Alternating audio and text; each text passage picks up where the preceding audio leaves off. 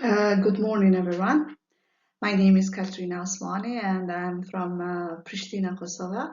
Currently, I'm doing my PhD at University of Skopje in North Macedonia. My occupation is psychologist, but most of my experiences are in a special education. And also, this research I did in a special education field. The title of my research is Assessing Teacher Competencies and Their Impact on Inclusive Education for Children with Developmental Difficulties in Kosovo. This research I did together with my mentor, Natasha Stajkovska-Trajkova. We know that teachers play an important role not just in classroom management, but also in creation of inclusive environment, which mean equal opportunities for all children with or without disability. Their influence goes behind the academic education, which include child social, emotional, and cognitive development. So, from my experiences, most of the teachers hesitate to work with these children because they feel they do not have an appropriate knowledge, skills, abilities. So this hesitation highlights the needs for institutional support and ongoing inclusive education for them. The goal of this study was to assess teacher competences training and support for management classroom with children with special education needs in Kosovo. According to descriptive statistic, all pupils receive special education service due to disability, and also most of the kids have individualized education plans in first grade. And teachers noted that psychiatric therapy and counseling were the most often given types of assistance, but access to audiology services remained restricted.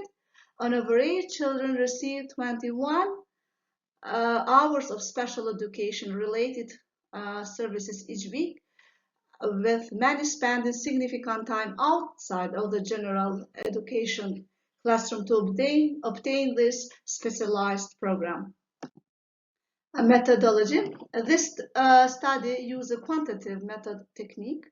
The quantitative component consists of standardized questionnaires used to question Kosovo teachers. In this research, I included 57 teachers from elementary and secondary schools in all areas of Kosovo. The sample includes both urban and rural schools. Data collection methods. Structurized questionnaires were sent to 60 participants to collect quantitative data on teacher competencies, classroom management strategies, and experiences with inclusive education. And data analysis. The quantitative data was examined using SPSS, and to testify my hypothesis, I used quiz-care test. I created two hypotheses. The first one is teachers who have received more training in inclusive education are likely to feel more competent in managing classrooms that accommodated students with special education needs. Here we have two tables. The first one, the data from the first table shows that 98.20% of children receive special education service due to disability, and the data from the second table shows that 87.7% of teachers have access in student data. Here also we have tables which shows that 96.50% of children have individualized education plans in first grade. So these findings support hypothesis one, since a large number of instructors who have worked with student data and implemented IAP early on are more likely to improve their ability to manage inclusive classes. Here is the table which shows the services provided to students in the school years, and according to these tables, psychiatric and counseling are the most common given from the services. Other important services included mobility, 83.30%, and occupational therapy, 82.10%. So audiology services are less widespread, 42.90%. The findings show a high commitment to helping kids with special education needs, with 98.20% obtaining special education assistance and 87.7% of instructors evaluating previous data. The certain of individualized education plan in 96.50% of cases emphasizes the necessity of early intervention. IPA goals provide a balance between academic and life skills, supporting Hypothesis 1, which hold that instructors educated in inclusive education feel more competent. To examine the correlation between the variables, I used the quiz-star test, and the findings reveal a strong revelation between the degree of inclusive education training and teachers' self-reported ability in managing inclusive classroom. The quiz-star test results in a p-value of less than 0.01, indicating significant evidence against the null hypothesis. This research emphasizes the need of ongoing professional development for educators, since better training is linked to higher competence in effectively serving kids with SEN. Here we have the second hypothesis. Teacher confidence in their ability to implement inclusive teaching practices effectively is enhanced by the perceived availability of professional support. Here we have the tables which show the influence of inclusive education training at the teachers. And the findings show that the majority of teachers have undergone inclusive education training, which has had various degrees of influence on their confidence in building inclusive classroom environments. Specifically, just 3.50% of instructors report not having received any training.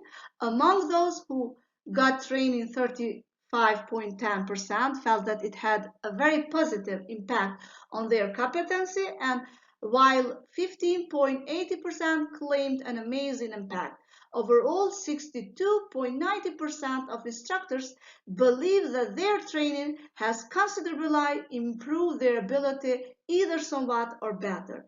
These findings confirm Hypothesis 2, which states that professional support in the form of inclusive education trainings improves teachers' confidence in efficacy in applying inclusive teaching techniques.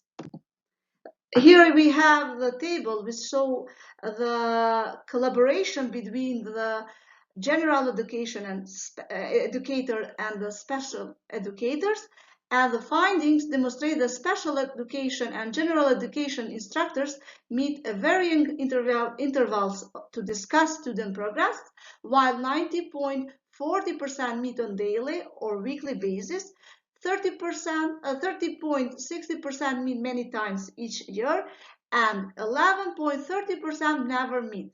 The higher number of teachers who do not meet on a regular basis implies possibly gaps in cooperation, confirming the idea that effective inclusive practices require frequent professional communication and support among educators. This study investigates the link between teachers' perceived availability of professional support and their confidence in implementing inclusive teaching approaches, as indicated in Hypothesis 2. The quiz-care test findings shows a significant correlation, p-value less than 0.05, between instructors' confidence in their abilities and the degree of professional assistance they get. Specifically, 62.90% of instructors who receive inclusive education training reported higher level of proficiency, supporting the prediction.